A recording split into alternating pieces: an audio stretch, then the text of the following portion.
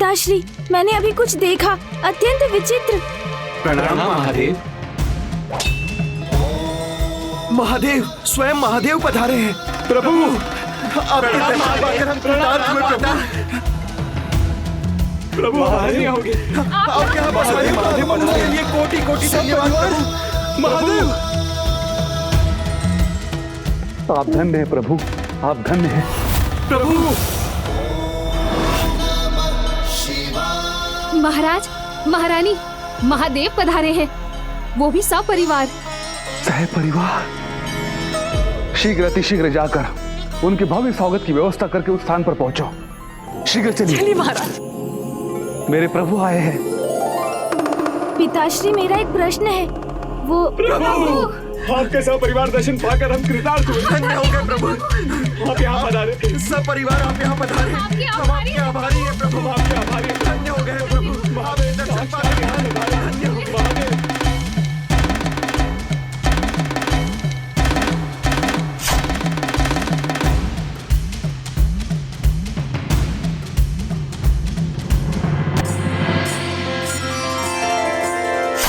ओम नमः शिवाय, ओम नमः शिवाय, ओम नमः शिवाय, ओम नमः शिवाय।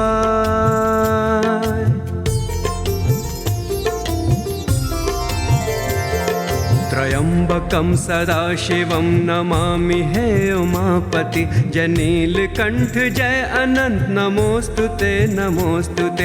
हो भोलेनाथ भक्तों के हो कष्टों से निवारते। ये सृष्टि सारे संकटों से शिव ही है माँ, उबारते। पिताश्री। प्रभु प्रणाम माँ, प्रणाम पिताश्री। प्रभु, मेरे आराध्य, हम आपके आगमन की कामना ही कर रहे थे। आपके दर्शन पाकर हमारा मन प्रसन्न और जीवन धन्य हो गया प्रभु। ऐसा महान दृश्य यहाँ किसी ने भी भला कहाँ देखा होगा। संपूर्ण महादेव परिवार एक साथ उपस्थित है यहाँ। कितना अद्भुत दृश्य है ये। हम धन्य हो गए प्रभु, हम धन्य हुए। वो सब क्या हो रहा था वहाँ? स्वागत संपन्न होते ही मैं तत्काल भीतर जाकर पिताश्री से ये अवश्य ज्ञात करूंगा कि उन विचित्र घटनाओं का क्या अर्थ था। प्रभु पधारी, आओ पुत्र पार्वती।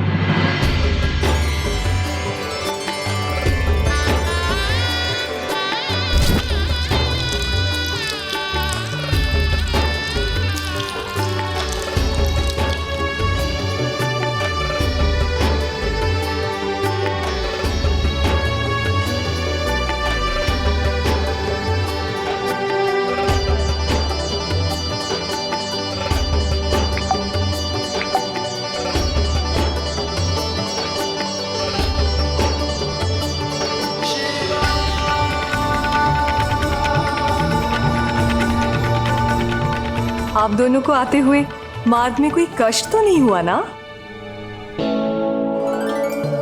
और कोई तो कष्ट नहीं हुआ नानी जी, बस गणेश पीछे छूट गया था। हाँ नाना जी, वो मूषक जी हमारे थोड़े मध्यम गति से। प्रिय गणेश, हमें पूर्णतः ज्ञात है कि आपने स्वयं मार्ग में ही प्रभु के आत्मलिंग को स्थापित कर दिया था। इसी कारण आपका यह विशेष स्वागत होना चाहिए। हाँ स्वामी, सर्वथा उचित कहा आपने। गणेश का विशेष स्वागत होना चाहिए। प्रभु, मुझे कल भोर प्रथम पूज्य गणेश जी का अभिषेक करने की अनुमति दीजिए। पिताश्री, यदि गणेश हमारा पुत्र है तो वो आपका भी तो नाती है ना, इसीलिए उसके अभिषेक करने हेतु आपको हमारी अनुमति की कोई आवश्यकता नहीं है। उचित है प्रभु, आप सब भीतर जाकर भोजन का आनंद लीजिए। मैं कल भोर की तैयारियां करता हूँ।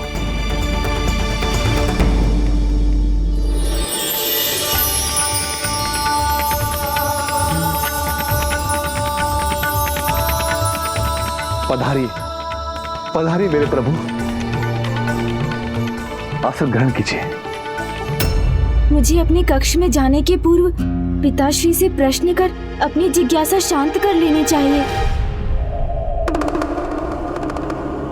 पिताश्री। महादेव पुत्र गणेश, आपके अभिषेक के उपरांत मैं आपसे अवश्य संपूर्ण कथा सुनूंगा कि किस प्रकार आपने अपनी युक्तियों से लंकेश रावण को रोक दिया था। जी अवश्य नाना जी, किंतु मैं पुत्र कार्तिकेय। पुत्र गणेश, आप हैं तो एक बालक ही, किंतु कार्य इतने महान करते हैं। तो अब आप अपने कक्ष में चलकर भोजन ग्रहण कर लीजिए और कुछ समय विश्राम भी कर लीजिए। चलिए, मैं आपको आपका कक्ष दिखा देती हूँ, आइए। अवश्य नानी माँ, किंतु सर्वप्रथम मुझे पिताश्री से कुछ पूछना है। नहीं नहीं पुत्र गणेश, आप बहुत दीर्घ अवधि से यात्रा कर रहे हैं। सर्वप्रथम आपको विश्राम करना चाहिए और उसके उपरांत ही आप अपने पिताश्री से मिलकर अपनी सारी जिज्ञासाएं शांत कर लीजिएगा। अर्थात भवन में आकर भी मैं अभी पिताश्री से अपने प्रश्न नहीं कर पाऊंगा। अब मुझे भोर की प्रतीक्षा करनी होगी। चलिए।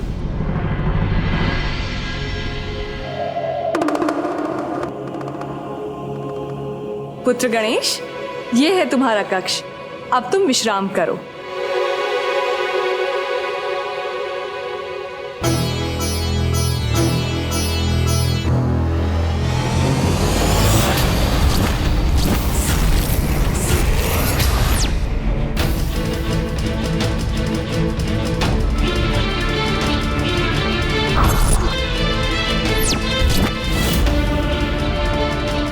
मेरी जिज्ञासा मुझे अत्यंत विचलित कर रही है। जब तक मुझे उन अस्तित्वों का रहस्य ज्ञात नहीं होता, मैं भला कैसे विश्राम कर सकता हूँ। और में यदि मेरा अभिषेक आरंभ हो गया तो मुझे माँ और पिताश्री से कुछ प्रश्न पूछने का अवसर ही प्राप्त नहीं होगा। तो मूषक जी, आप ही सुझाव दीजिए, क्या मुझे अभी जाकर माँ और पिताश्री से इसकी चर्चा? ये तो यहाँ पहुँचते ही निद्रामग्न हो गए। फिर मैं किससे सुझाव लूं? यहाँ तो मेरा कोई मित्र भी नहीं। हाँ, कार्तिकेय भैया हैं, किंतु वो भी नाना जी के साथ अन्य कार्यों की व्यवस्था में व्यस्त होंगे। मूषक जी तो विश्राम कर रहे। कितना उत्तम होता यदि मेरा कोई ऐसा मित्र होता जिससे मैं वार्तालाप कर पाता और जो मेरी इस जिज्ञासा को शांत कर पाता।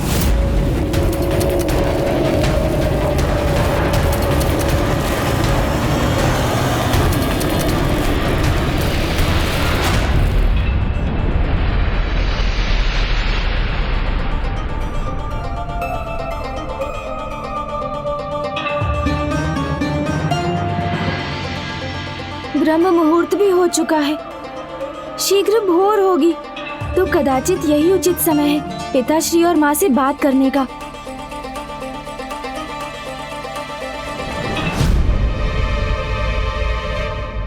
माँ, प्रणाम माँ, मुझे आपसे कुछ ज्ञात करना है। अभी नहीं पुत्र, तुम्हारे मन में जो भी शंका है तुम उस प्रश्न का उत्तर अपने पिताश्री से ज्ञात क्यों नहीं कर लेते? मुझे अभी अत्यंत आवश्यक कार्य से यहाँ से जाना है पुत्र। मैं जहाँ जा रही हूँ वहाँ से अत्यंत शीघ्र लौट जाऊँ। मेरे विषय में यदि तुमसे कोई भी प्रश्न करे तो तुम इससे अतिरिक्त और उसे कुछ भी मत कहना पुत्र। माँ, आज के पूर्व तो मैंने माँ को इस प्रकार कहीं जाते नहीं देखा, तो फिर आज ब्रह्म मुहूर्त में वो कहाँ चली गईं? और क्यों? सब कुछ विचित्र ही क्यों घटित हो रहा है यहाँ? अब ये तो एक नवीन जिज्ञासा है, किंतु मैं पिताश्री से पूछकर सर्वप्रथम अपनी पूर्व की जिज्ञासाएं तो शांत कर लूं।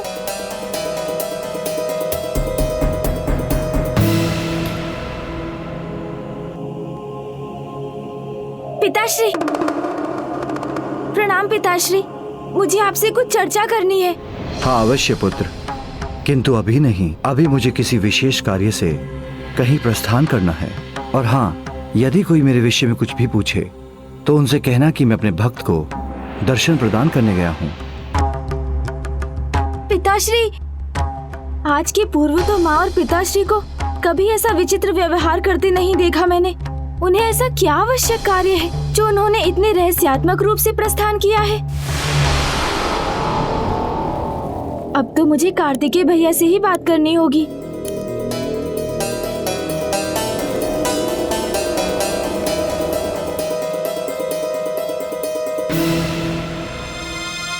मुझे ये ज्ञात था कि अवश्य भैया कार्तिकेय और नाना जी राजभवन की सुरक्षा एवं अन्य व्यवस्था पर ही चर्चा कर रहे होंगे।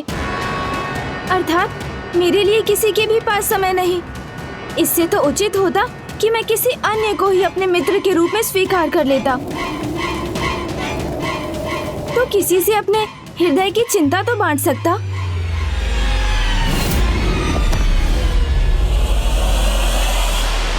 मित्र,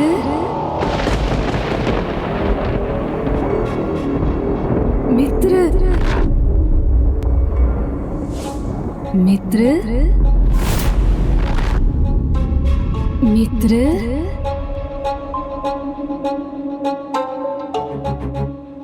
मित्र।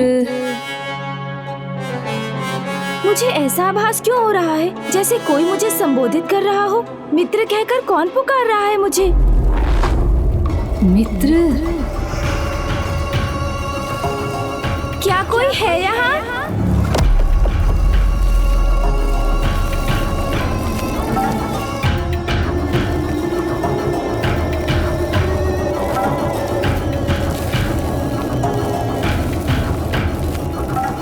ये मेरा भ्रम तो नहीं? किसी का स्वर तो मैंने अवश्य सुना था, किंतु यहाँ तो कोई भी दिखाई नहीं दे रहा है।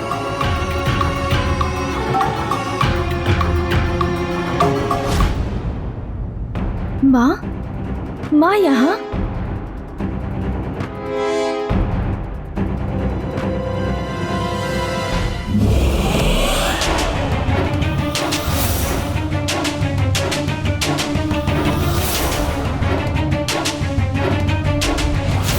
ये तो वही पुरुष है जो उस मदिरा के व्यसन से ग्रसित नवयुवक और उसकी माँ के साथ था वहाँ। किंतु माँ उससे इतनी आत्मीयता से क्यों संवाद कर रही है, जैसे वो उनसे परिचित हो। कौन है ये? अभी तो वो यहीं थे, तो अभी कहाँ अदृश्य हो गए? मेरी पूर्व की जिज्ञासाएं शांत नहीं हुई और अब तो मेरे प्रश्न और बढ़ते जा रहे हैं।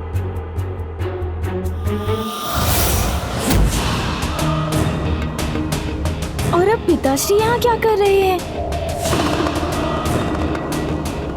देखने से तो प्रभु के भक्त जैसे हैं, किंतु कौन है ये?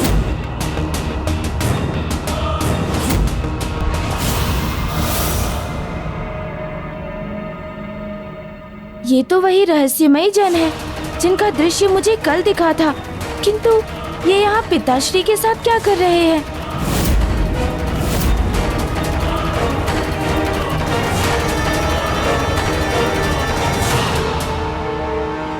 ये कैसा विचित्र घटनाक्रम है।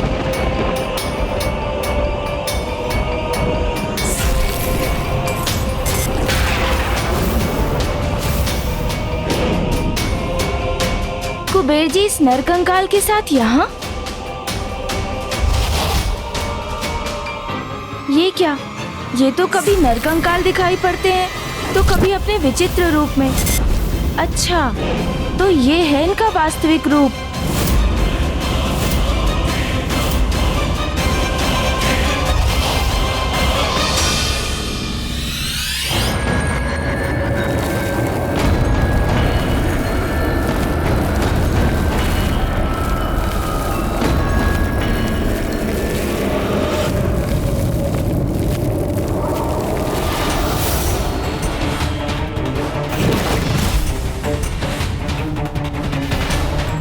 कुबेर जी, किंतु ये इस कंकाल के समक्ष ऐसी क्या विनती कर रहे हैं?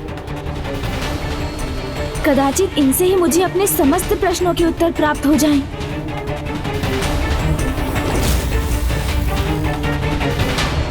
अब कुबेर जी भी अदृश्य हो गए। मैं कैसे ज्ञात करूं कि माँ, पिताश्री और कुबेर जी इन तीनों से कैसे परिचित हैं? क्या संबंध है इनका? क्या है इसका रहस्य? ये रहस्य कौन उजागर करेगा? कुछ तो अवश्य है, मुझे इस रहस्य को ज्ञात करना ही होगा।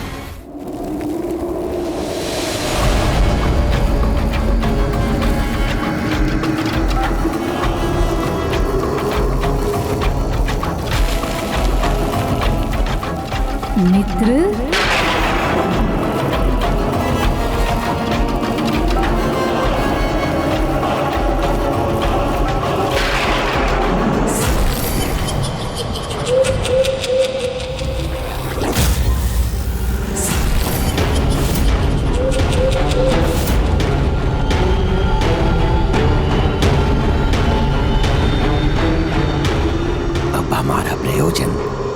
दृश्य सिद्ध होगा जिसकी हम इतने दीर्घ समय से प्रतीक्षा कर रहे हैं। अब उस दृश्य के साक्षी बनेंगे हम।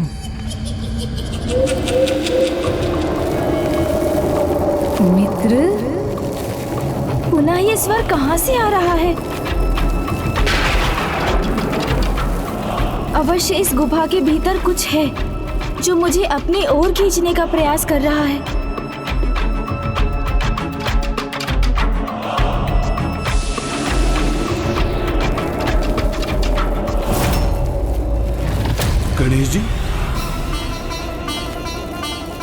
गणेश जी तो उसी गुफा की दिशा में देख रहे हैं। कहीं अब वो अनर्थ न हो जाए जिसका मुझे भय है।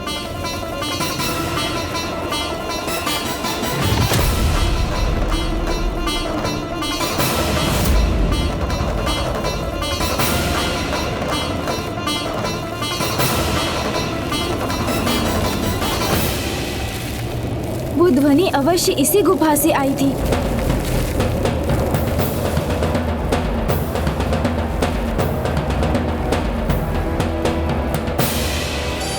हमारे प्रयास अवश्य सफल होंगे आज।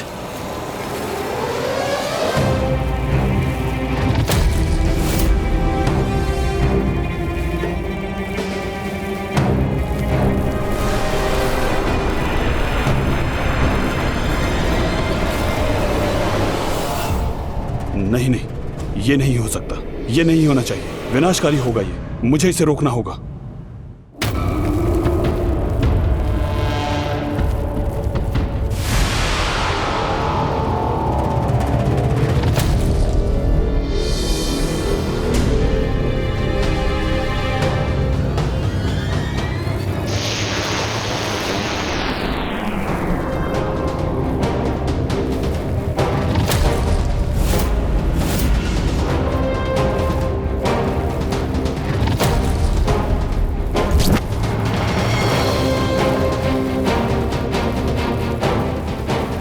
इससे पहले कि गणेश उस गुफा तक पहुंचे, मैं ही उसे जाकर भस्म कर देता हूं।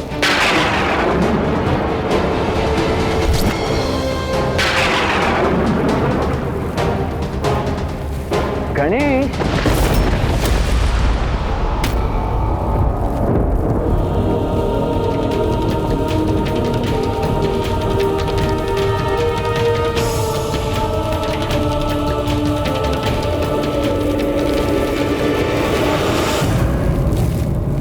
भैया आप यहाँ? अनुज, गणेश, तुम यहाँ क्या कर रहे हो? सभी तुम्हें वहाँ ढूंढ रहे हैं। तुम्हारे अभिषेक का समय हो गया है। भैया मुझे तो ज्ञात ही नहीं हुआ कि सूर्योदय हो चुका है। ठीक है, कोई बात नहीं, किंतु अब विलंब मत करो। चलो शीघ्र चलो, आओ। किंतु भैया मुझे आपको कुछ बताना है। अभी नहीं अनुज, गणेश, इस समय यदि तुम वार्तालाप में व्यस्त हो गए ना तो हमें अत्यधिक विलंब हो जाएगा। और वैसे भी माँ के आदेशानुसार मुझे पहले कुछ सामग्रियां एकत्रित करनी है और तुम्हें शीघ्र वहाँ पहुँचना है। चलो। उचित है भैया, किंतु मेरे अभिषेक के उपरांत तो आप मेरी बात सुनकर मेरी जिज्ञासा शांत करेंगे ना? अवश्य।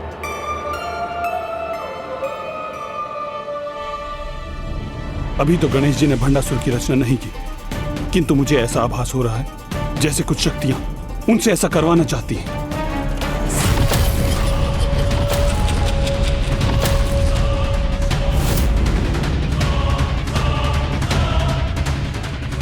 अर्थात अब हमें कुछ और समय के लिए उनकी प्रतीक्षा करनी होगी।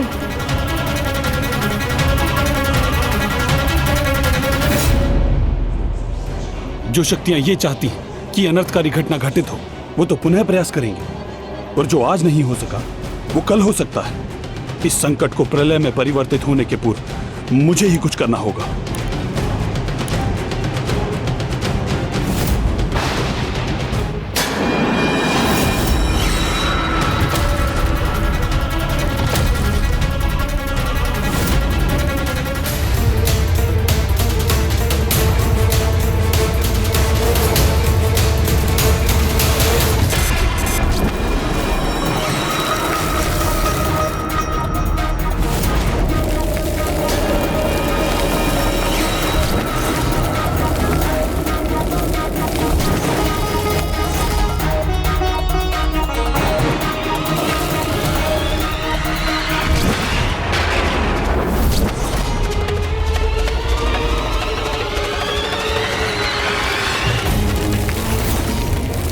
मुझे कामदेव की इस भस्म को ही नष्ट करना होगा।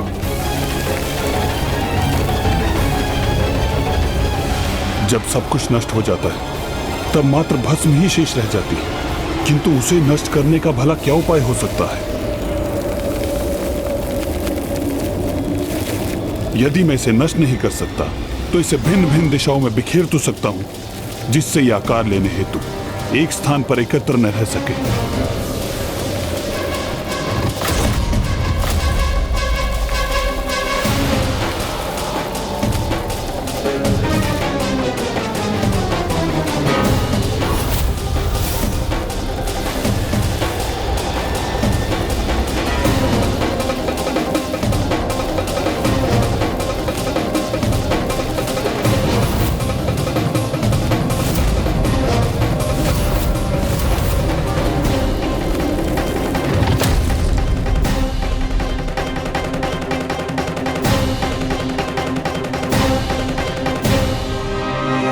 इन्हीं भस्म से भंडासुर का जन्म होने वाला है और इस समय इसे रोकने के लिए मेरे पास मात्र एक ही उपाय है कि मैं इन भस्मों को यहाँ वहां बिखेर दूं, ताकि ये भस्म गणेश जी तक पहुंच ही ना सके।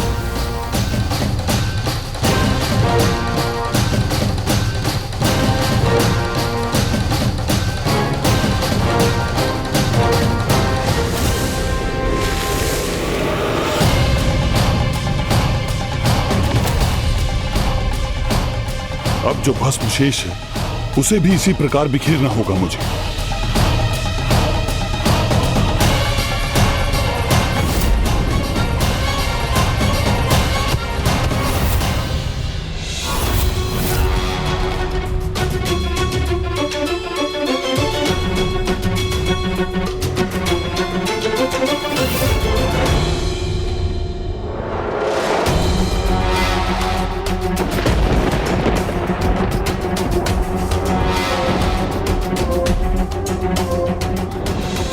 शेष भस्म वो यहां से कहां चली गई? भला कहां अदृश्य हो सकती है?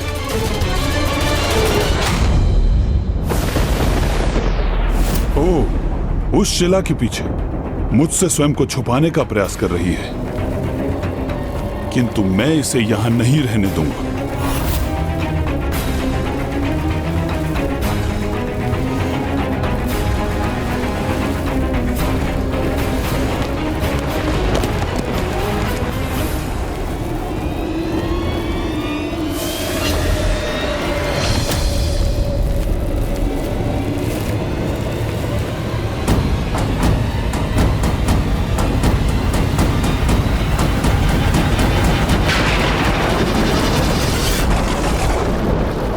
पुत्र है ग्रीव, नहीं पुत्र है ग्रीव।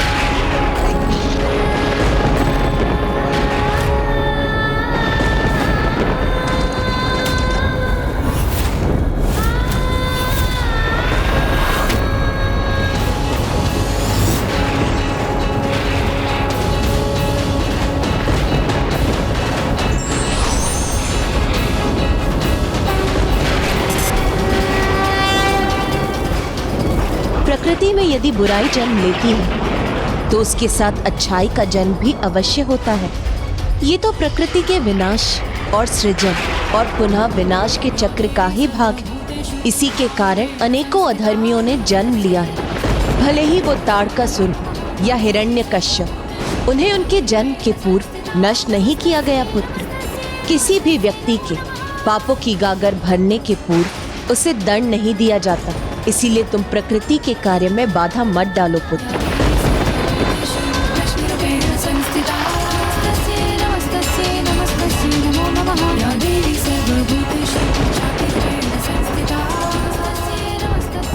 उचित है माता, मुझे क्षमा कीजिए माता। पुत्र, जो होना था वो हो चुका और नियति के अनुसार जो होना है वो भी अवश्य होकर ही रहेगा।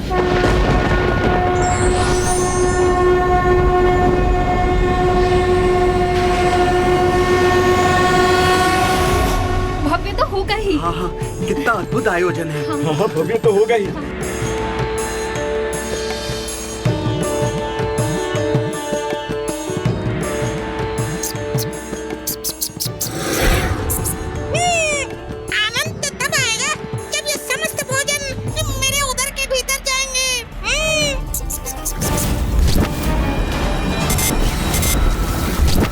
मेरे मन में तो अभी तक वही प्रश्न उमड़ रहे हैं कि उन विचित्र घटनाओं के पीछे क्या कारण था। पिताश्री,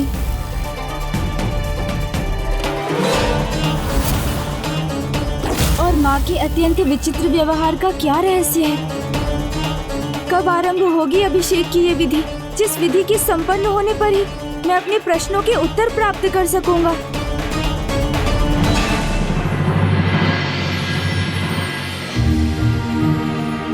अब यहाँ प्रथम पूज्य श्री गणेश का पंचामृत अभिषेक आरंभ करना चाहिए। ये समस्त आयोजन प्रथम पूज्य श्री गणेश को बधाई और हमारी ओर से इनका आभार व्यक्त करने स्वरूप किया गया है, क्योंकि इन्होंने दशानन रावण द्वारा प्रभु महादेव के आत्मलिंग को लंका ले जाने से रोककर इस समस्त संसार पर आने वाले घोर अनिष्ट को सुरक्षित कर दिया है। ऐसा महान कार्य किया है इन्होंने। अभिषेक की ये सुंदर विधि तो गणेश जी के माता द्वारा ही आरंभ होनी चाहिए। पुत्री पार्वती,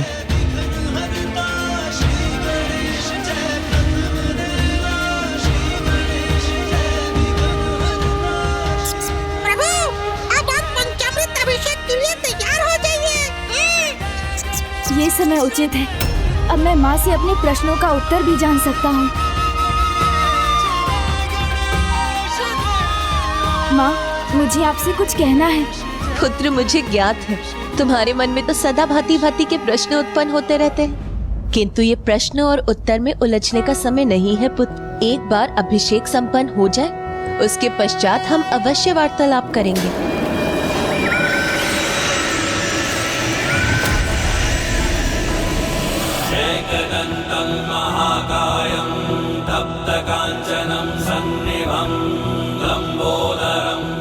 माँ ने तो मुझे मेरे प्रश्नों का उत्तर दिए बिना ही मुझे शांत कर दिया, स्वयं से कुछ पूछने ही नहीं दिया मुझे।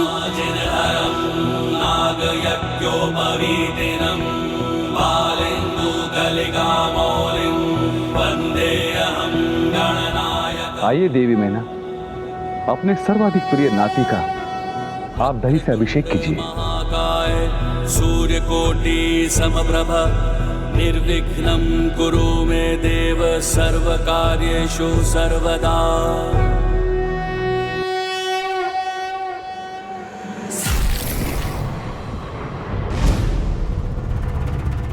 क्या हुआ पुत्र गणेश, किस विचार में हैं आप?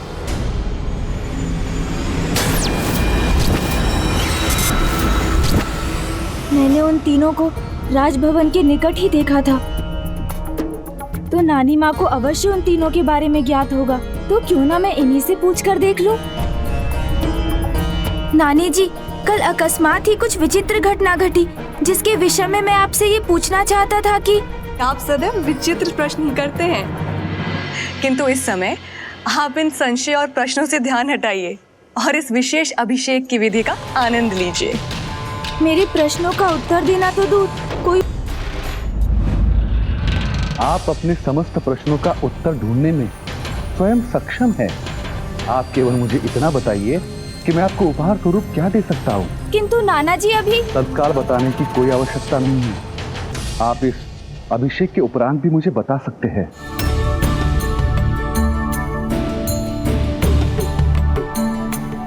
लीजिए प्रभु, अब आप मधु से पुत्र गणेश का अभिषेक कीजिए। अब ये उचित अवसर है। मैं पिताश्री से ही अपने प्रश्नों का उत्तर ज्ञात करूंगा।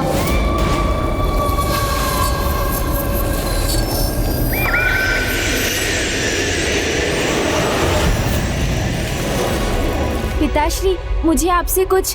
पुत्र, तुम्हारे नाना जी ने और तुम्हारी नानी माँ ने अपार स्नेह से तुम्हारे इस पंचामृत अभिषेक की व्यवस्था की है, इसलिए अन्य कुछ नहीं, मात्र अपने अभिषेक का आनंद लो।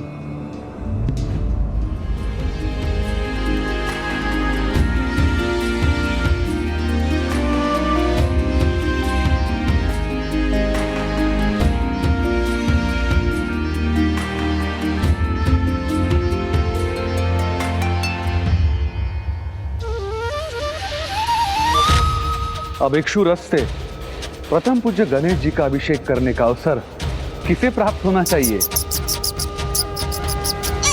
मुझे नाना जी।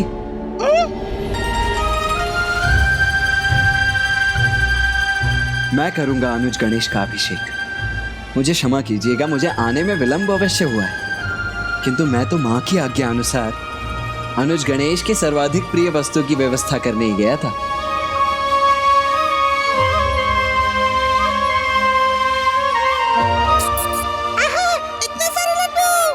लड्डू नहीं, आज तो मुझे उत्तर चाहिए जो मुझे कोई भी नहीं दे रहा है।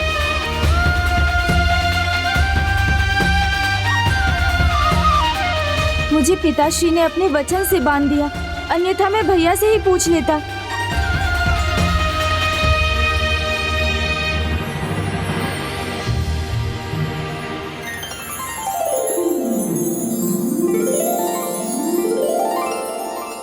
अब हमें अभिषेक की शेष विधि संपन्न करनी चाहिए।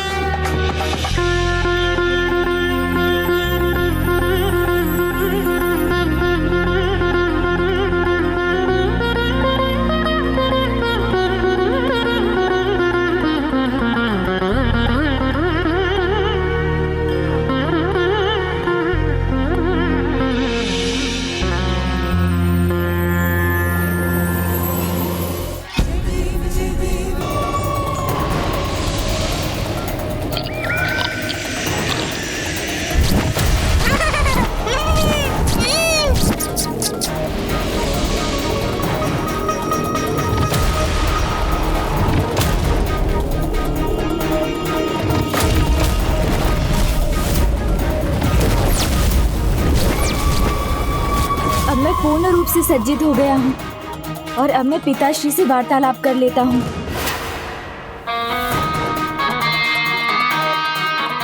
मेरे अभिषेक की संपूर्ण विधि संपन्न हुई और अब मैं किसी से भी अपने प्रश्नों के उत्तर ज्ञात करने के लिए पूर्ण रूप से मुक्त हो गया हूँ। पिताश्री। पार्वती। हाँ प्रभु। अब मेरे ध्यान समाधि का समय हो गया है, मैं प्रस्थान करता हूँ।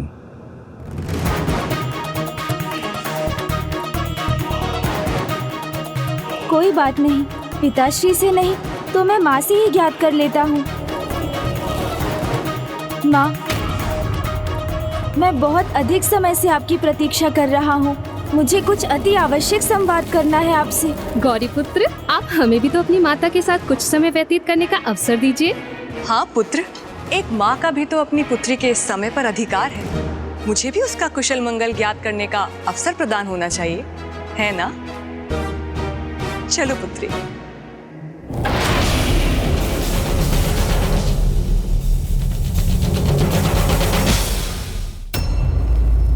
नाना जी अभी यहाँ अकेले हैं, उन्हें तो उन दृश्यों का रहस्य अवश्य ज्ञात होगा। इसके पूर्व की कोई अन्य उनके निकट पहुँचे, मैं उनसे ही ज्ञात कर लेता हूँ।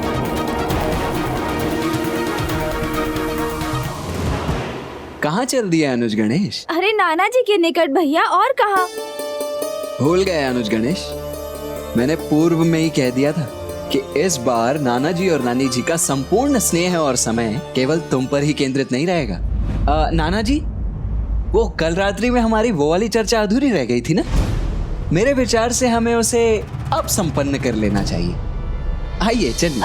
भैया,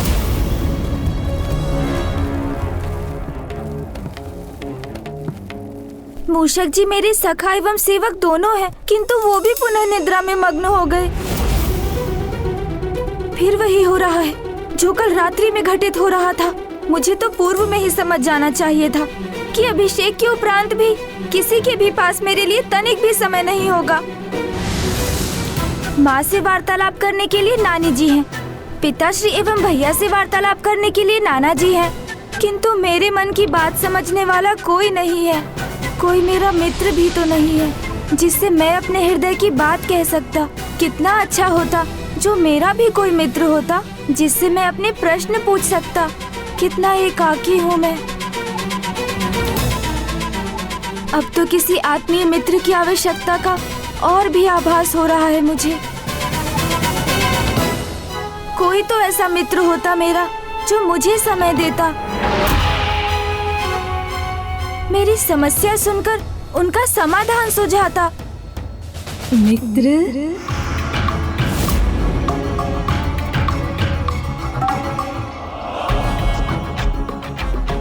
मुझे भ्रम हो रहा है अथवा वास्तव में भस्म ही मुख का आकार लेकर मुझे पुकार रही है।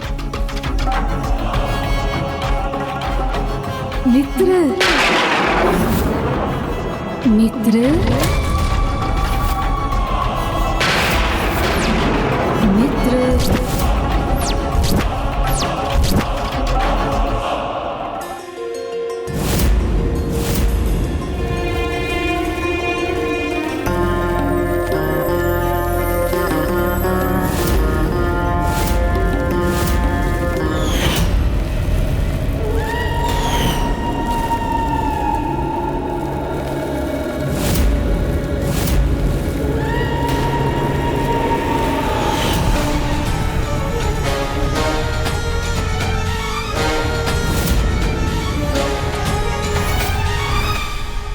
ये विचित्र भस्म अब किस दिशा में गतिशील है और क्यों?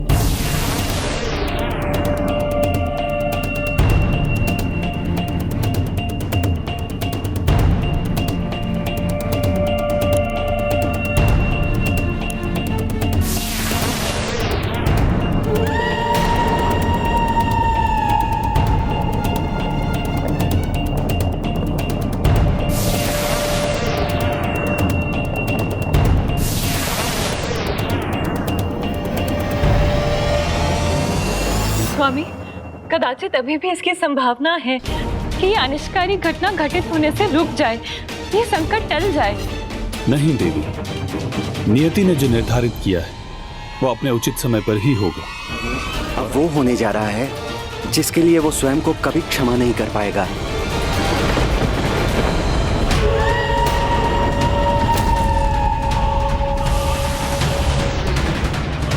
ये भस्म के कण एकत्र होकर मुझे इस गुफा की दिशा में क्यों खींचने का प्रयास कर रहे हैं? और ये तो वही गुफा है जिससे भोर में भी ध्वनि उत्पन्न हुई थी।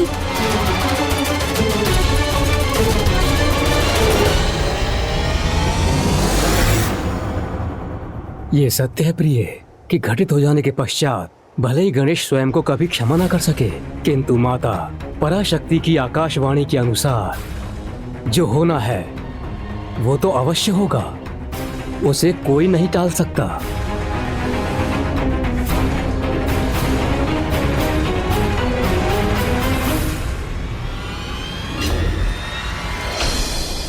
यहाँ तो कोई भी नहीं।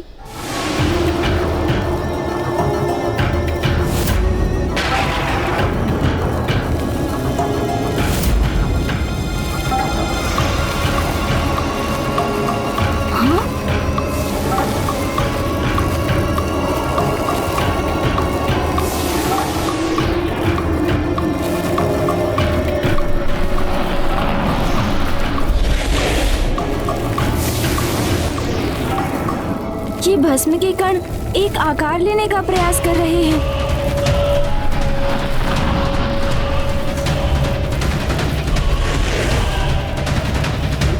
क्या है ये और मुझे यहाँ क्यों बुलाया है इसने?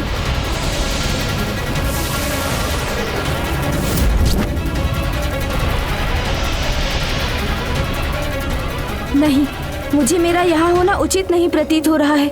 मुझे लौटना चाहिए यहाँ से। गौरीपुत्र, गौरीपुत्र।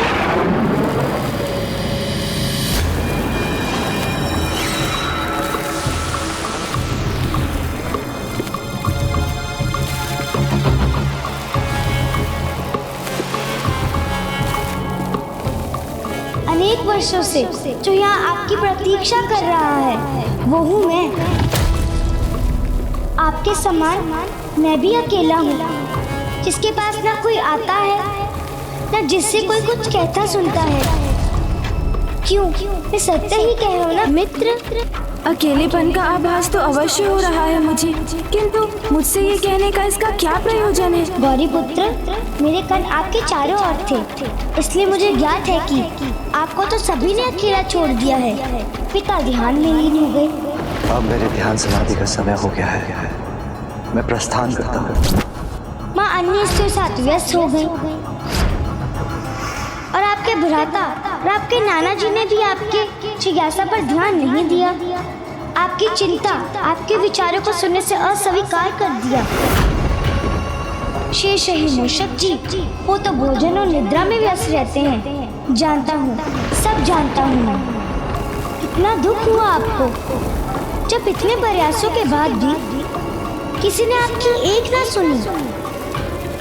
ये भी ज्ञात है मुझे, और उससे भी रोचक बात है कि आपकी भी वैसी अवस्था है जैसे आपकी माता की थी जब उन्होंने आपकी रचना की थी।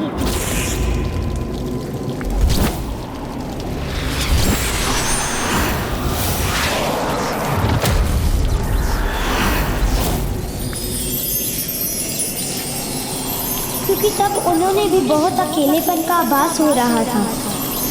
उस समय उन्होंने आपको ही उत्पन्न किया।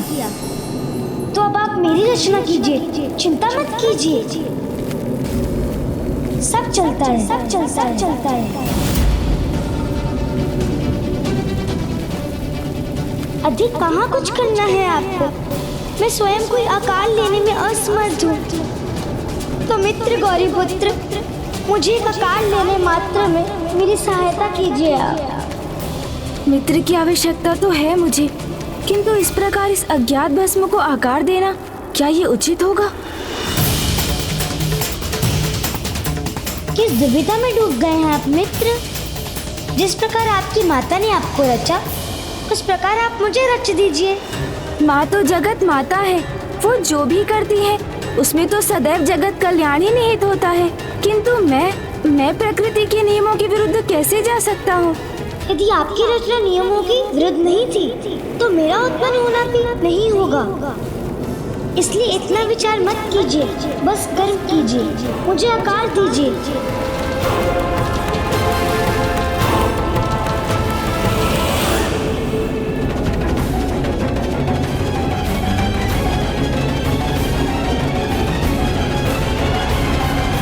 स्वामी, ये तो जन्म लेने के पूर्व ही अपने कपट का परिचय दे रहा है। गौरी पुत्र प्रथम पूज्य गणेश को उनकी दुर्बलता का आभास दिलाकर उनके लाभ उठाने का प्रयास कर रहा है, और साथ ही वो सब चलता है के भाव को भी आरंभ कर रहा है। ये सब चलता है का भाव संसार में अनेक समस्याओं को जन्म देता है, और दुर्भाग्यवश ये संसार एक बहुत बड़े संकट का साक्षी बनेगा, वो भी स्वयं विघ्नहर्ता गणेश के हाथों।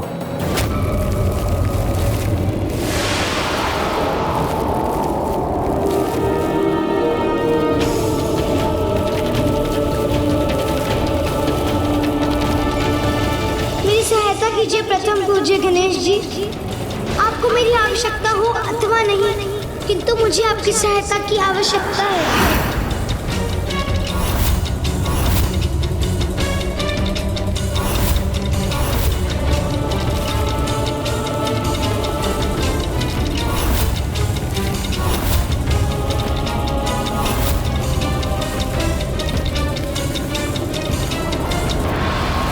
हमने गणेश जी के मन में प्रश्न जागृत कर उन्हें इतना विचलित तो कर ही दिया था कि वो यहाँ से बिना सहायता किए लौटने में असमर्थ होंगे।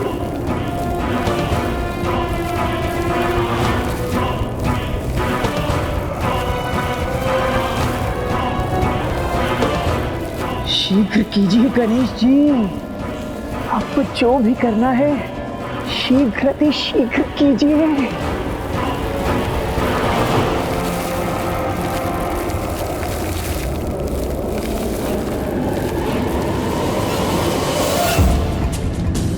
नहीं गणेश, ऐसा कदापि मत करना। स्वयं अपने द्वारा ऐसा भयंकर अनर्थ मत होने दीजिए प्रथम पूज्य गणेश जी।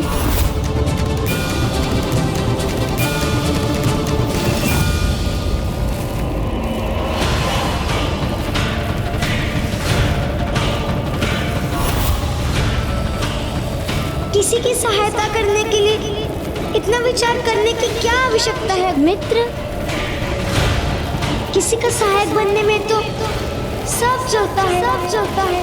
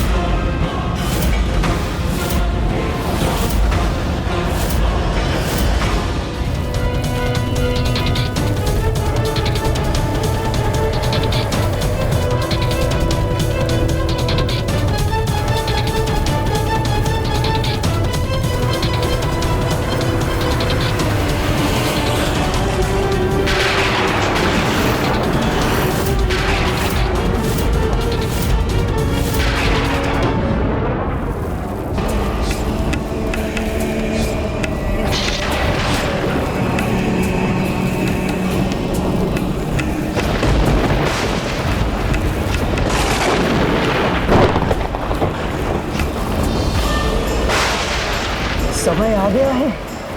अब हमारे प्रयास अवश्य सार्थक होंगे। गणेश को हमने इतना अधीर कर दिया है कि उसके फल स्वरूप हमें हमारे महानायक का सानिध्य प्राप्त होने जा रहा है।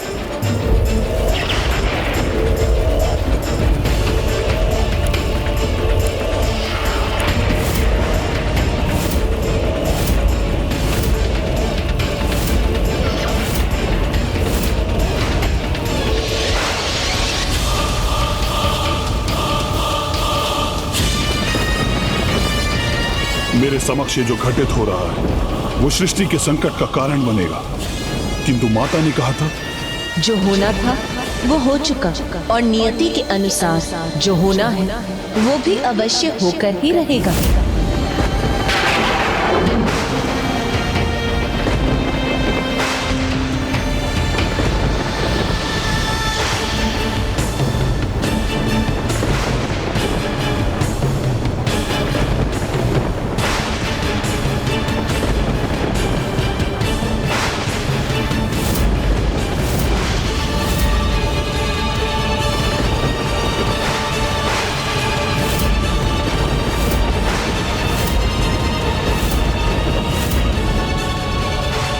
अभी तक मेरा कोई मित्र नहीं था, अब से ये मेरा मित्र होगा।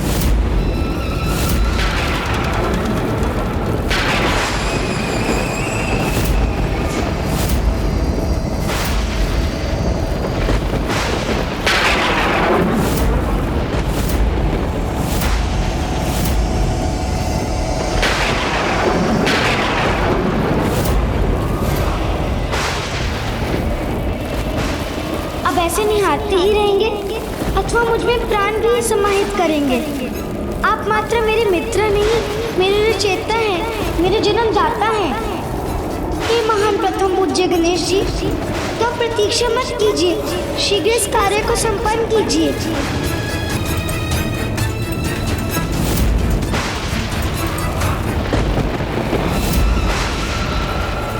अब आप रुक क्यों रहे हैं मित्र? शीघ्र मुझ पे प्राण डालिए।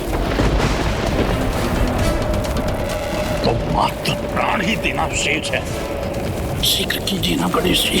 हाँ हाँ शीघ्र कीजिए। और विलंब उचित नहीं है, शीघ्र कीजिए। नहीं गणेश, ऐसा कदापि मत करना। ये अनर्थ मत कीजिए पार्वती नंदन। क्या ये उचित होगा?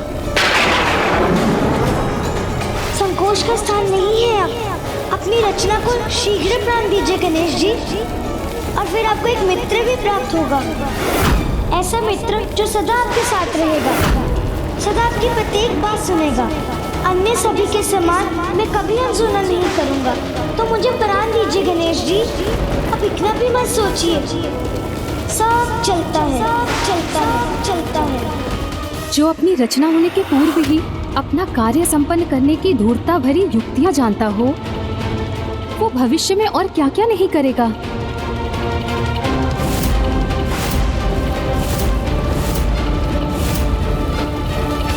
कैसी दुविधा में हूँ मैं, अब करूँ तो क्या करूँ? ऐसी अधूरी सहायता का क्या लाभ मित्र? मेरे जन्मदाता, मुझे आकार दिया, शरीर तो प्रदान कर दिया आपने, किंतु प्राणों के बिना क्या लाभ है शरीर का? उचित ही तो कह रहा है ये, आकार प्रदान किया और प्राण नहीं, तो फिर तो कुछ कहाँ प्रदान किया मैंने। इतना विचार मत करो मित्र।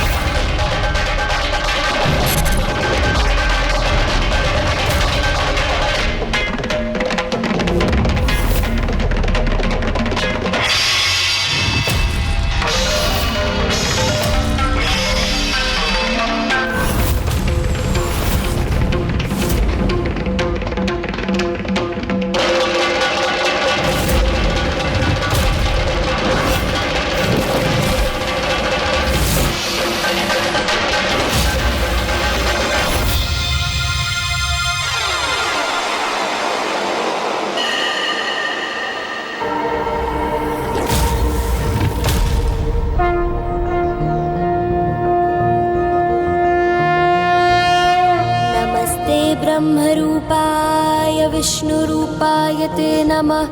नमस्ते रुद्ररूपाय करिरूपाय ते नमः। विश्वरूप स्वरूपाय नमस्ते ब्रह्मचारिणे। भक्तप्रियाय देवाय नमस्तुभ्यं विनायक। ओम सिद्धि बुद्धि सहिताय महागणपतये नमः।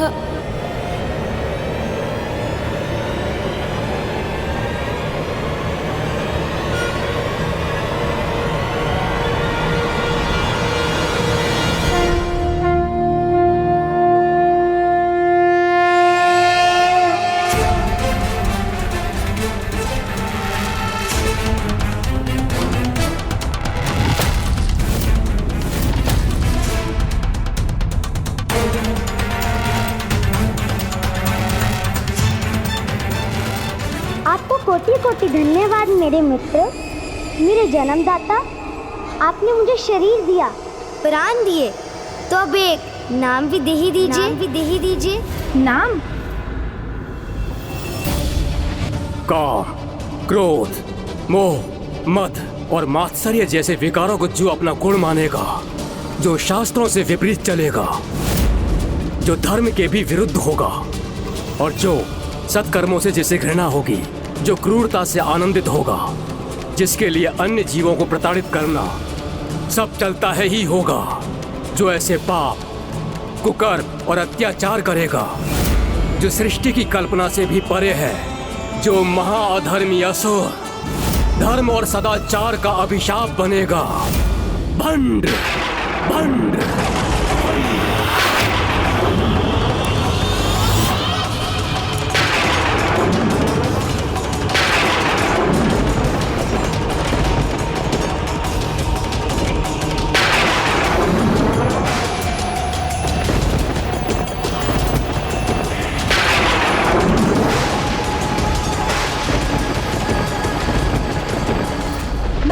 तुम्हारा नाम देता हूँ, भंड कुमार, भंड कुमार,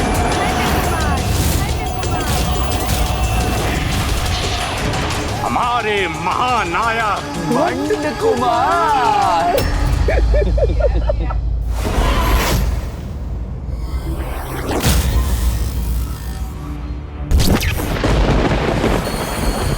ये किसका स्वर था? कोई अन्य भी है क्या यहाँ? क्या तुम्हें भी कोई स्वर सुनाई दिया मित्र? किसी को देखा तुमने? नहीं मित्र, न मैंने कुछ सुना न मैंने कुछ देखा, और अभी आपके द्वारा यही तो उत्पन्न हुआ हूँ मैं। संसार के भिन्न स्वर और दृश्य मैं तभी पहचान सकूंगा जब उन्हें देखने और सुनने में आप मेरी सहायता करेंगे। नहीं, तुम्हारे शरीर की रचना कर तुम्हें प्राण भी दिए हैं मैंने, तो अब अन्य जीवों के समान स्वयं संसार को देख समझकर अपने अनुभवों के आधार पर अपने व्यक्तित्व का निर्माण करना होगा। गणेश जी की सहायता के बिना तो मैं एक सामान्य जीव बन के ही रह जाऊंगा। उनके सम्मान मुझे शक्तियाँ कैसे प्राप्त हो पाएंगी? नहीं मित्र, कुछ समय तो आपको मेरे साथ चलना ही होगा। मुझे जीवन दिया है आपने, इसलिए मेरा मार्गदर्शन तो आपका ही उत्तरदायित्व है। आप मेरे कर्ता धर्ता हैं, मेरे ईश्वर हैं। नहीं, मैं तो तुम्हारा मित्र ही हूँ, इसीलिए मुझे मित्र ही पुकारो। एक मित्र का साथ पाने के लिए ही तो मैंने तुम्हारा सृजन किया, क्योंकि किसी के पास भी मुझसे बात कर मेरी जिज्ञासा शांत करने का समय ही नहीं था। मैं तो आपकी प्रत्येक बात सुनना चाहता हूँ, किंतु ज्ञात नहीं आप ही मेरा साथ क्यों ठुकरा रहे हैं। मित्र भी कहते हैं मुझे और मेरे साथ भी चलना नहीं चाहते हैं। चलिए ना, अपने सबोध मित्र के साथ चलकर मुझे संसार से इतना तो परिचय करा दीजिए, जिससे मुझ में जीवन जीने का विश्वास जागृत हो सके।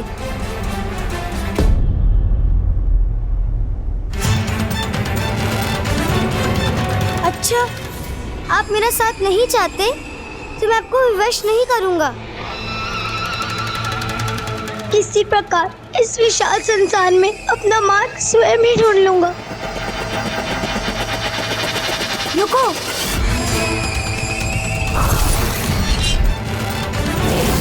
मित्र, निराश मत हो मित्र। मैं कुछ समय तुम्हारे साथ अवश्य चलूंगा, किंतु मात्र 1 प्रहर, अर्थात आज सूर्यास्त तक। उसके उपरांत मुझे नाना जी के निवास लौटना होगा। उचित है मित्र, चले? अवश्य।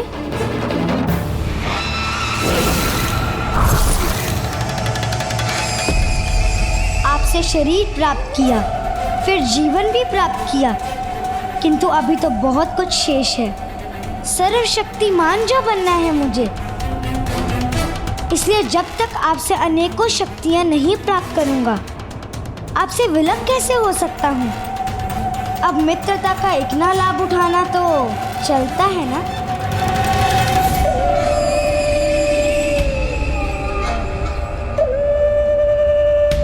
मैंने इसे अपने साथ ले जाना स्वीकार तो कर लिया है, फिर भी मेरे मन में यह कैसा संशय है इसके प्रति। मुझे पूर्ण विश्वास है कि हमारे महानायक भंड कुमार गणेश जी की सहायता से अपार शक्ति प्राप्त कर महाशक्तिशाली महासुर बन जाएंगे।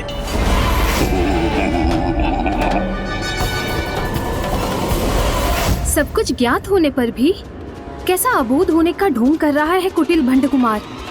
उन्हें मित्र पुकार कर प्रथम पूज्य गणेश की मित्रता के सरल भाव को जागृत कर अपना क्या प्रयोजन सिद्ध करने का प्रयास कर रहा है ये? देवी, पथभ्रष्ट संतान अधिक समय तक अपने माता पिता का अनुचित लाभ नहीं उठा सकती, क्योंकि एक समय ऐसा आता है जब स्वयं एक पिता भी अपनी भटकी हुई संतान की सहायता करने से अस्वीकार कर देता है, ताकि वो संतान भी अपने जीवन के कठिन अनुभवों से सीख प्राप्त कर उचित मार्ग पर लौट सके। गणेश अपनी रचना के प्रति माता पिता का ही दायित्व निभा रहा है, किंतु ये भंड कुमार गणेश जी का अनुचित लाभ तभी तक उठा सकेगा जब तक गणेश उसकी वास्तविकता समझकर उसकी सहायता करने से अस्वीकार नहीं कर देता। और स्वयं भगवान द्वारा ऐसा करने का एकमात्र परिणाम हो सकता है एक बहुत बड़ी सीख का सामना करना।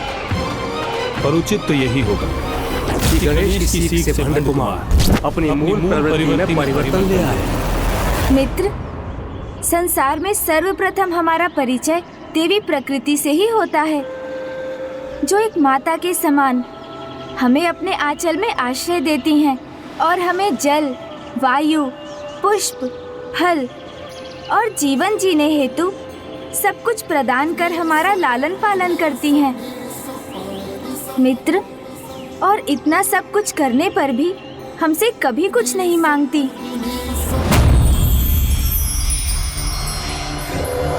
अद्भुत।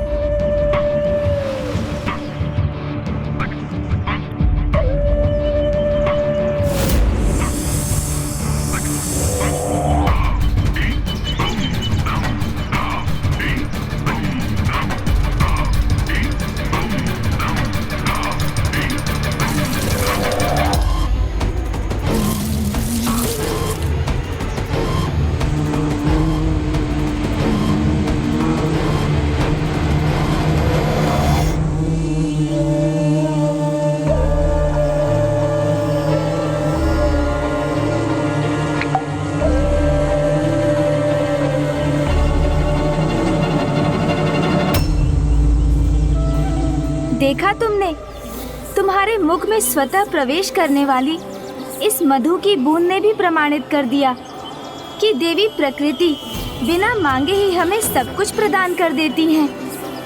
और उनके इस आचरण से हमें जीवन के प्रथम धर्म निस्वार्थ भाव से देने की सीख प्राप्त होती है। वो क्या है वहाँ? वो एक पुष्प है मित्र, जो सर्वाधिक सुंदर पुष्प पद्म के ही समान है। बहुत ही आकर्षक है ये। सावधान मित्र, उस पुष्प के साथ कांटे भी है।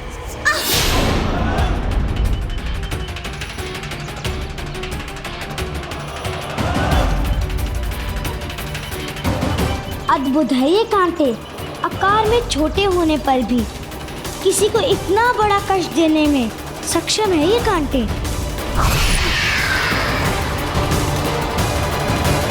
ये तुमने क्या किया? मैं तुम्हें देवी प्रकृति के समान दूसरों की भलाई हेतु अपना सर्वस्व न्योछावर करने की धर्म की सीख दे रहा था, और तुमने उसके विपरीत प्राप्त कर लिया ना इस पुष्प को, तो क्या बुरा किया मित्र? क्योंकि जब कोई प्राप्त करने वाला होगा तभी तो देने वाले का महत्व होगा। ये तो चलता है ना।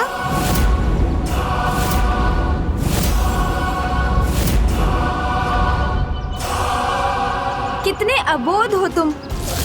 जिसे तुम प्राप्त करना समझ रहे हो वो छीनना है, जो सर्वथा अनुचित है, क्योंकि जो स्वेच्छा से दिया जाए उसे प्राप्त करने का अधिकार तो है हमें, छीनने का नहीं। एक पुष्प स्वेच्छा से अपनी सुगंध और सौंदर्य हमारे साथ बांटता है, जिनका आनंद हम अवश्य ले सकते हैं, किंतु उस पुष्प को पौधे से विलग करने का कोई अधिकार नहीं है हमें।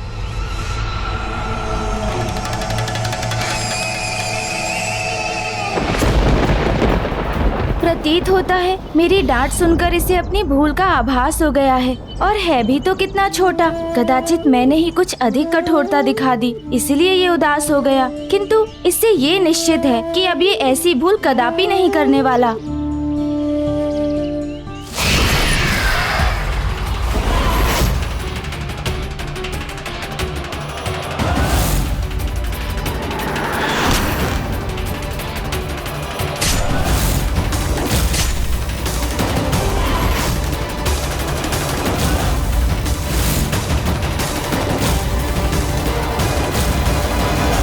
अब ये क्या किया तुमने?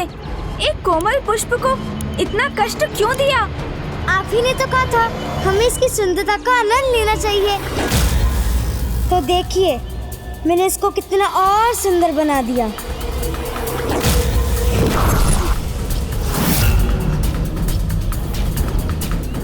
पुष्प को कांटों से छलनी कर उसकी सुंदरता में वृद्धि का आभास हो रहा है इसे। अर्थात ये तो इसके मूल स्वभाव में निहित दुष्टता का ही संकेत है। मित्र, मैं तुम्हें जो कुछ भी समझाने का प्रयास कर रहा हूँ तुम उसके विपरीत ही समझ रहे हो। ये आनंद नहीं, क्रूरता है, जो अच्छाई की नहीं दुष्टता का परिचय देती है।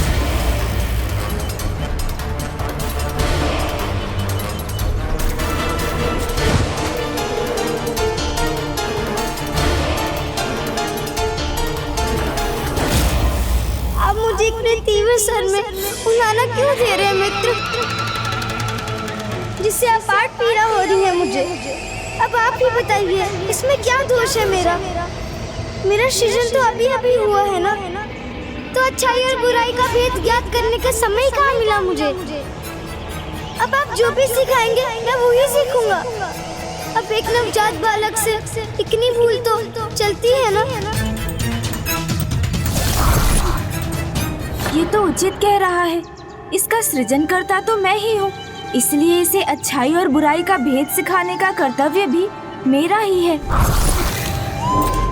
मुझे इसके जीवन में सुपथ पर चलने का मार्गदर्शन करना होगा, अन्यथा अभी इसके स्वभाव की जो झलक मुझे दिखाई दी है ये तो उसे ही अपना व्यवहार बना लेगा, इसलिए मुझे इसे अच्छाई का ज्ञान देना अत्यंत आवश्यक है।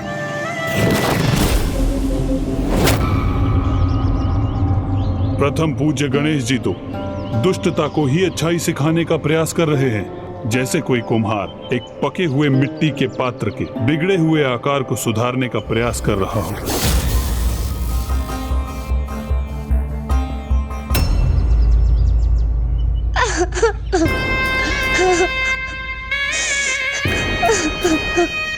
तुम चिंता मत करो मित्र, मैं तुम्हें अच्छाई और बुराई का भेद अवश्य सिखाऊंगा।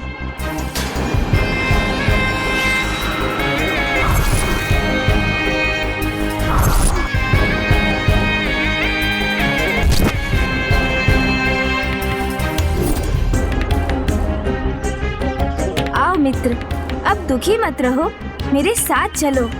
अच्छा, उचित है। सर्वप्रथम अच्छाई को पहचान कर उसे अपने व्यक्तित्व और व्यवहार में आत्मसात करना सीखो। और मित्र, क्रूरता को पहचान कर उससे सदा दूर रहो, क्योंकि वो व्यक्ति के भीतर छिपी दुष्टता का ही प्रतीक है। यदि क्रूरता दुष्टता की प्रतीक है तो हम संसार के महानतम दुष्ट के अनुयायी हैं।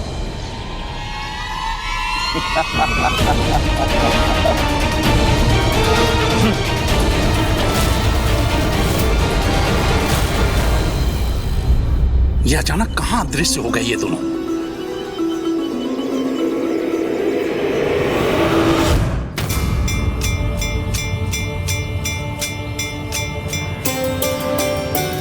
आप मुझे कहाँ ले आए मित्र? भूमि के उस भाग पर जहाँ भूमि देवी भोजन उत्पन्न करती हैं। यहाँ से ही तुम्हारी अच्छाई की शिक्षा आरंभ होगी। यहाँ से? यहाँ कौन सीख देगा मुझे? पंच तत्व अर्थात पृथ्वी, वायु, अग्नि, जल, आकाश, अर्थात इन्हीं पंच महाभूतों से उत्तम आचरण का ज्ञान प्राप्त कर हमें इनके गुणों को अपने जीवन में अपनाना चाहिए। और तुम्हारी प्रथम सीख तुम्हें पृथ्वी से प्राप्त होगी।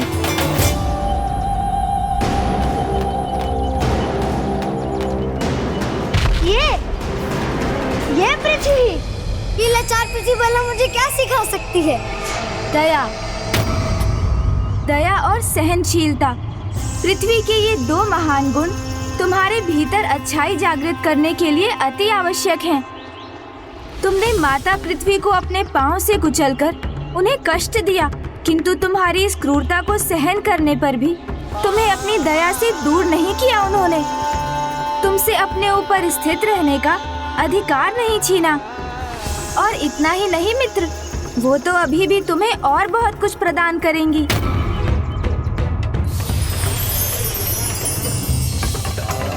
ये देखो मित्र, फसल अर्थात भोजन।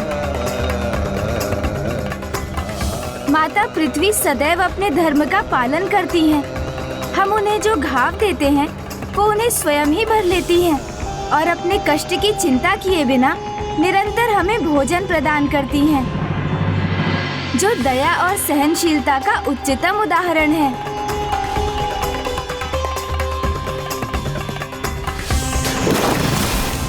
दया और सहनशीलता तो मूर्खता है। यहाँ वास्तविक सीख तो ये है कि लाचार को जितना प्रताड़ित करोगे उससे उतना ही लाभ उठा सकोगे।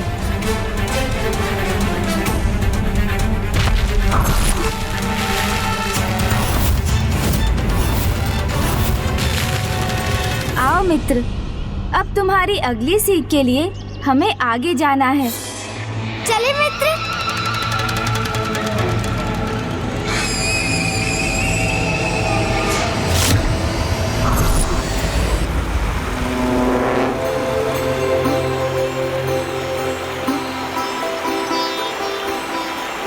मित्र भंड कुमार, चौथा गुण तुम्हें जल से सीखना है।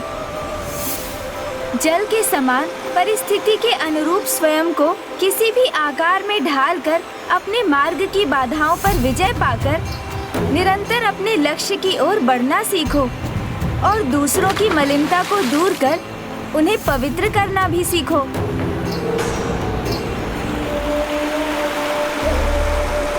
सीखूंगा, अवश्य सीखूंगा कि जैसे जल सभी स्थानों पर पहुंच सकता है तो मलिनता भी सर्वत्र फैल सकती है। आओ मित्र।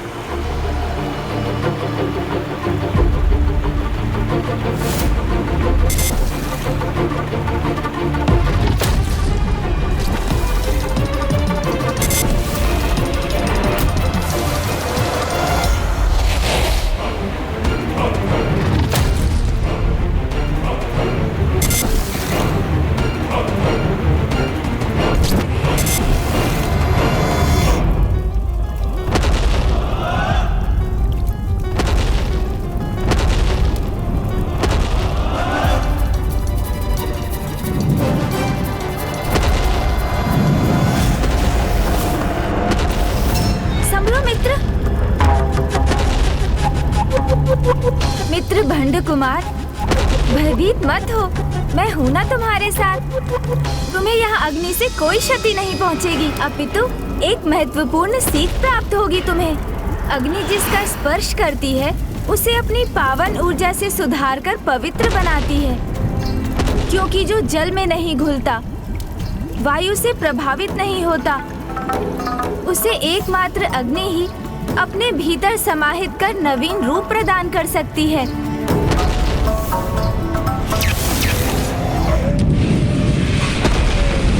नहीं मित्र, आपकी ये सीख भी उचित नहीं, क्योंकि अग्नि तो यही सिखाती है कि जो भी तुम्हारे निकट आने का दुस्साहस करे उसे भस्म कर उसका अस्तित्व ही मिटा दो।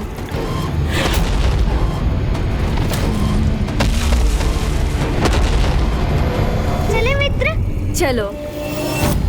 मुझे आशा है कि अब तुम अच्छाई का ज्ञान प्राप्त कर अच्छाई और बुराई में भेद कर सकोगे और अपने जीवन में सदा अच्छाई का पालन करोगे।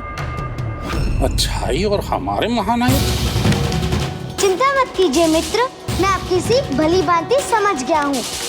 मैं आपको वचन देता हूँ कि उन सीखों का पालन मैं अवश्य करूँगा, किंतु यदि कुछ नहीं समझ सका तो चलता है ना। और वैसे भी जब उधर भोजन से रिक्त हो तो कहाँ पूर्ण बात समझ आती है। ओ हाँ, भोजन, मैं ये कैसे भूल गया कि तुमने अभी तक तो कुछ खाया ही नहीं है।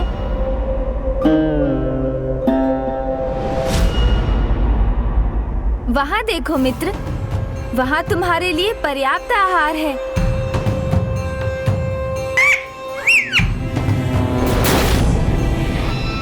रंग कुछ हरा अवश्य है, किंतु उसका स्वाद अत्यंत उत्तम होगा। आहार,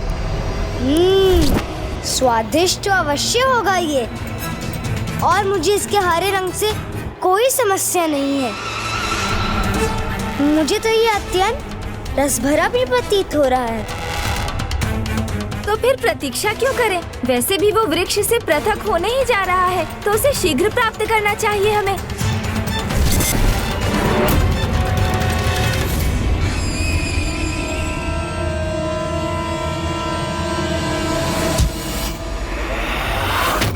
मित्र, मैंने इसे प्राप्त कर लिया।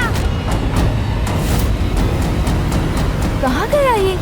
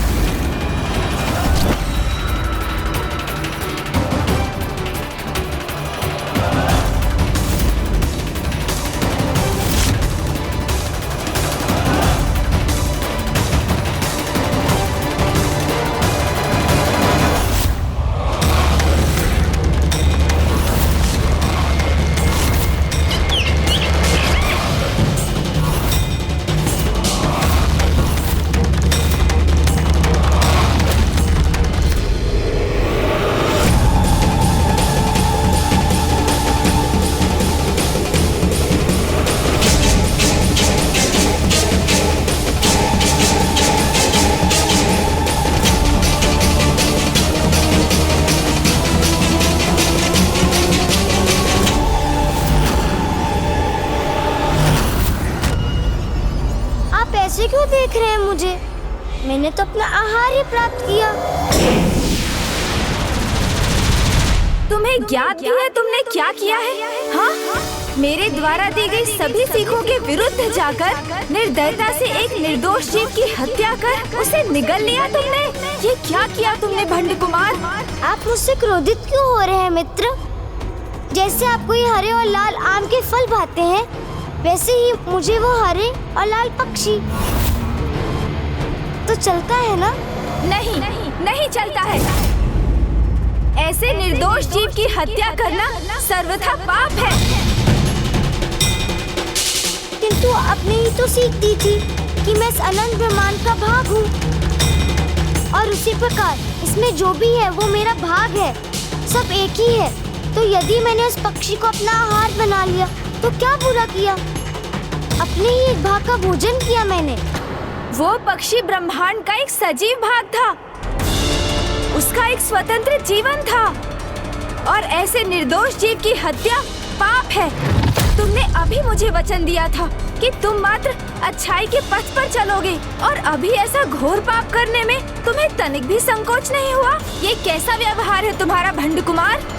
किंतु इसमें क्या दोष है मेरा मित्र? आपने तो मात्र इतना ही बताया था अच्छाई क्या होती है, पाप क्या होता है, उसका ज्ञान कहाँ दिया आपने? तो फिर ध्यान से सुनो, धर्म के जो भी विरुद्ध है वो पाप है, फिर वो वचन भंग करना हो अथवा एक निर्दोष पक्षी का वध हो, और ऐसे पाप करने वाले का मित्र मैं कदापि नहीं बन सकता।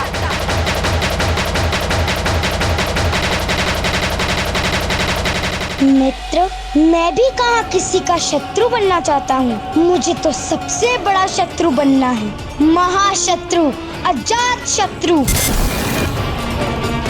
जिसके हृदय में अधर्म का अंधकार व्याप्त है, वो प्रथम पूज्य गणेश जी की कोई सीख भला कैसे प्राप्त कर सकता है? वचन भंग करना पाप होता, यही कहा था ना आपने, तो स्मरण कीजिए। आपने सूर्यास्त तक मेरे साथ रहने का वचन दिया था मुझे। मैं तुम्हारे साथ चलूंगा आज सूर्यास्त तक।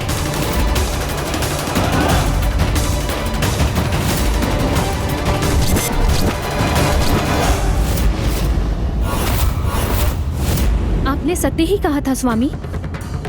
ऐसा कुटिल कपटी धूर्त ना कभी हुआ था और ना ही कभी होगा। अब बहुत अज्ञानी हूँ ना मैं, इसलिए मुझसे ये पाप हो गया। किंतु आप ही बताइए, यदि आपके मित्र को सबको धीरे धीरे समझ आता है तो क्या आप उसका त्याग कर देंगे? उस पाप से बचने का क्या उपाय है, ये नहीं समझाएंगे उसे?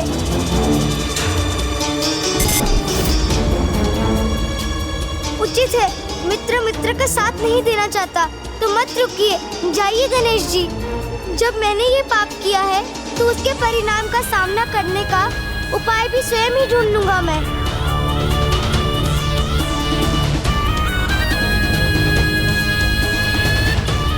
पाप का फल दंड होता है, दंड होता है।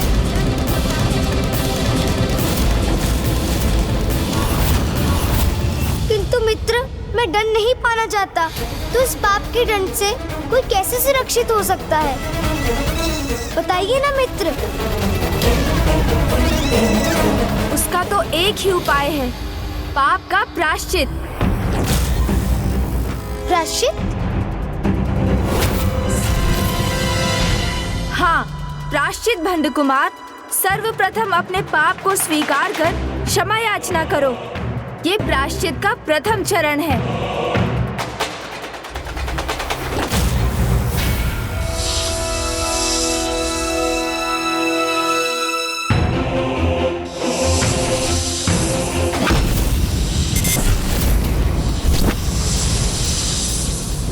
अर्थात यदि किसी से पाप हो गया हो, अपनी भूल स्वीकार कर क्षमा मांगकर उसका प्रायश्चित कर ले तो वो दंड का भागी नहीं बनता। हाँ, भूल स्वीकार कर क्षमा याचना करने से दंड नहीं, क्षमा दान प्राप्त होता है।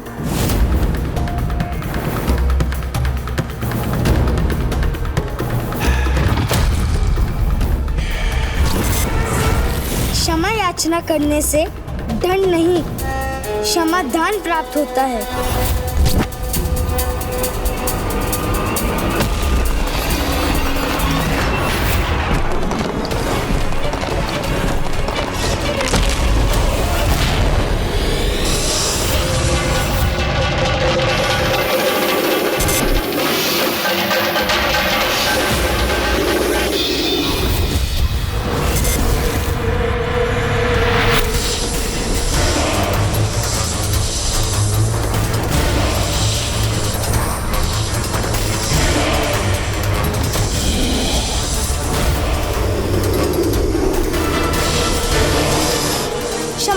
क्षमा, मुझसे भूल हुई है। मैं प्रायश्चित करने के लिए प्रस्तुत हूँ, मुझे क्षमा कर दीजिए।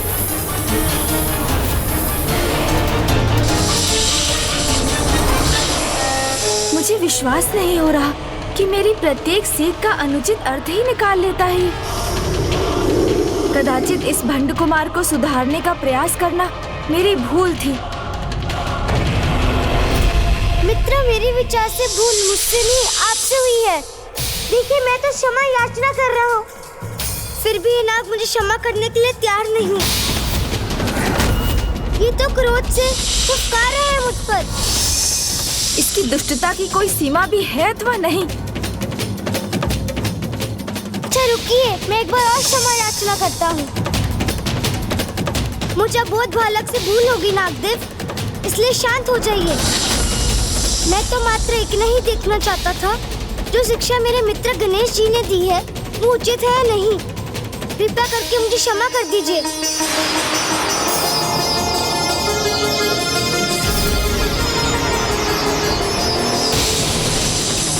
गणेश जी की सीख को सत्य करने हेतु आपको ऐसा करना ही होगा। मैंने भूल स्वीकार कर क्षमा याचना की है आपसे, जिसे नकार कर आप मुझे दंडित नहीं कर सकते। इतना तो चलता है।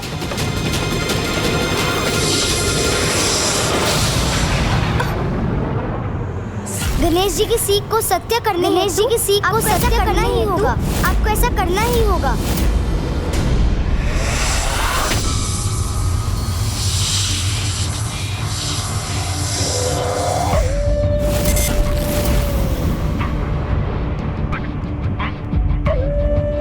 वाह मित्र, आपने सत्य ही कहा था। पाप होने पर क्षमा मांग लो तो क्षमा दान मिलता है, दंड नहीं। तो पाप हो भी जाए तो चलता है। कदापि नहीं, कदापि नहीं, कदापि नहीं, कदापि नहीं, कदापि नहीं। अपनी इच्छा से किया गया पाप मात्र पाप नहीं, आसुरी प्रवृत्ति का परिचय देता है। और मुझे नहीं ज्ञात था कि मैं एक मित्र नहीं, दुष्टता का ही सृजन कर रहा हूँ। मैंने तुम्हें अब तक जो भी शिक्षाएं प्रदान की, तुमने सभी का विपरीत अर्थ समझा, जो सर्वथा अनुचित है। इसलिए अब मैं प्रस्थान करता हूँ।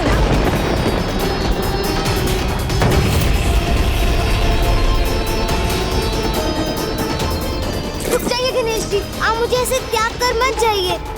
मैं वही सीख रहा हूँ जो मैं समझ पा रहा हूँ। मैं एक ही दिवस में सब कुछ कैसे सीख सकता हूँ? कुछ भूल तो चलती है ना। मित्र, आपके भी तो जीवन के आरंभ में आपसे भी तो कोई भूल हुई होगी। वस्त्र के स्थान पर पशु चर्म से अपना तन ढकते हैं। रहने के लिए कोई घर नहीं। नाम पूछो तो कहते हैं सभी नाम मेरे हैं। अब ऐसी बात करने वाले को बेरुपया नहीं तो और क्या कहूँ? और क्या कहूँ? और क्या कहूँ?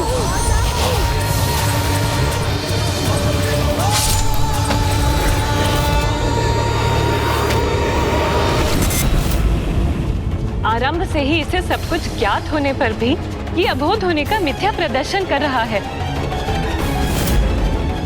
आपने देखा नाथ, किस प्रकार ये गणेश जी के अतीत की घटना का उल्लेख कर रहा है। आपको तो उन भूलों के बाद भी सुधरने का अवसर प्राप्त हुआ होगा, उचित सीख प्राप्त हुई होगी।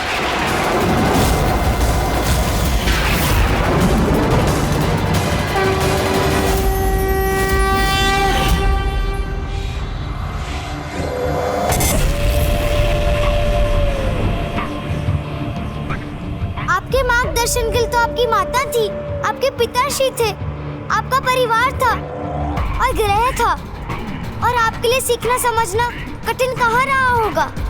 किंतु मेरे पास आपके अतिरिक्त और कोई भी नहीं है। भस्म से एक निर्जन स्थान पर उत्पन्न हुआ हूँ मैं। कदाचित इसलिए दुर्बुद्धि से ग्रस्त हूँ, किंतु आपका जन्म तो किसी अत्यंत पवित्र स्थान पे हुआ होगा, जो ज्ञान का सरोवर होगा, अच्छाई का ही स्तोत्र होगा।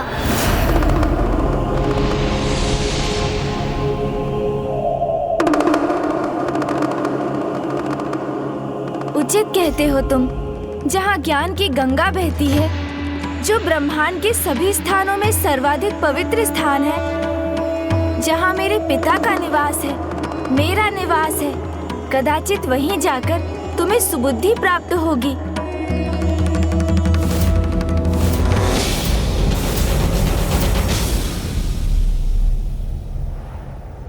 इसलिए तुम्हें मेरे साथ कैलाश ही जाना होगा।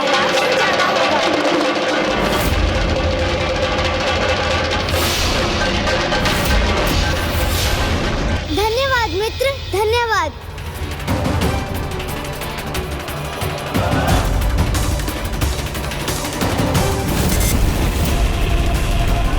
मुझे अपने साथ कैलाश ले जाने के लिए मैंने मना ही लिया आपको।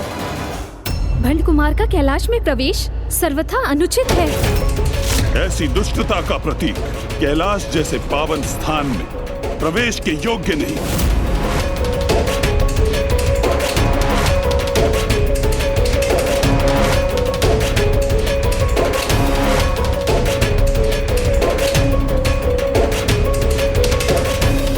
रुको भंड कुमार,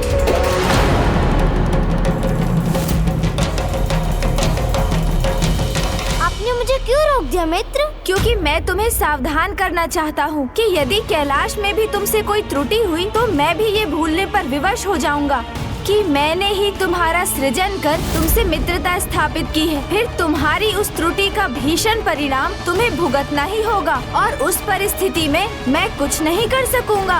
आप ही ने तो कहा था ये महादेव का स्थान है, तो यहाँ कोई भूल, कोई धृष्टता कैसे हो सकती है मुझसे? किंतु यदि छोटी से त्रुटि कर भी बैठूं, तो मित्र मानकर क्षमा कर दीजिएगा।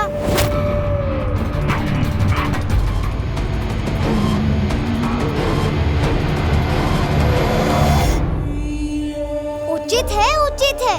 मैं आपको वचन देता हूँ, यहाँ मैं अत्यंत सावधान रहूंगा। मैं कोई भूल नहीं करूंगा। अब तो चलिए। अवश्य।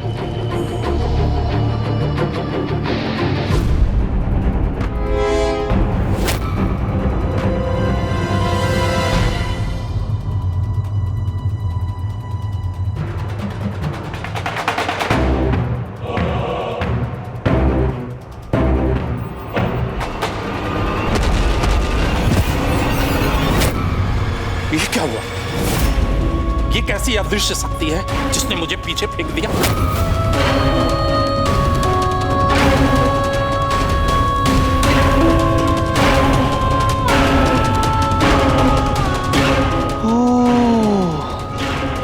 हमारे असुर महानायक वहां प्रवेश करने में इसलिए सफल हुए क्योंकि वे स्वयं गणेश जी के साथ थे। किंतु उस पवित्र सकारात्मक ऊर्जा से परिपूर्ण कैलाश में प्रवेश करने का अवसर हमें कहाँ प्राप्त होगा? उस कैलाश में हमारा प्रवेश तो वर्जित है। हम तीनों को तो यहीं रहकर प्रतीक्षा करनी होगी। तो तुम मेरे आहत होने की प्रतीक्षा कर रहे थे, पूर्व में सूचित नहीं कर सकते थे? धार्मिक वीडियो सबसे पहले देखने के लिए हमारे चैनल को सब्सक्राइब करें और बेल आइकन दबाएं।